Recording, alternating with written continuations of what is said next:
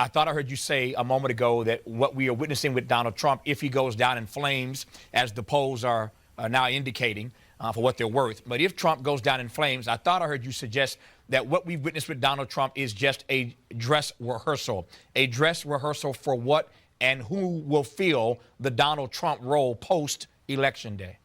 That's difficult to tell. But up until Trump imploded his own campaign, he was running within striking distance of Hillary Clinton, a man with very little self-control, not much intellectual depth, no real policy experience, and I found that very frightening that he was taken as a credible candidate.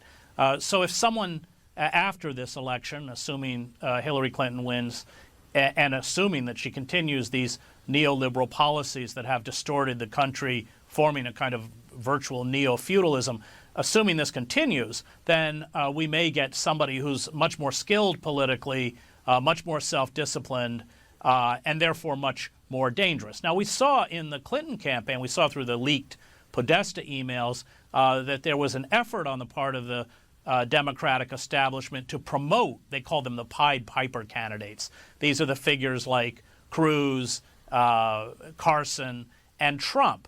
The idea being, according to the Podesta emails, that they would push the more mainstream candidates like Jeb Bush and others closer to the lunatic fringe. Now, that's a very dangerous game to play. And I think the Clinton campaign, well, they know from the polling that they would have had a much harder time beating a mainstream Republican candidate. So in essence, they're culpable for elevating these kinds of figures to create a starker choice. In terms of policy, there really is very little difference from a Hillary Clinton or a Mitt Romney or a Jeb Bush. Freud used to call it the narcissism of minor difference. So you elevate a figure as a way to make yourself more appealing and create a wider sort of gap between choices. And yet what you're really elevating is a force and a figure that is deeply anti-democratic and has within it the seeds of a kind of an American fascism.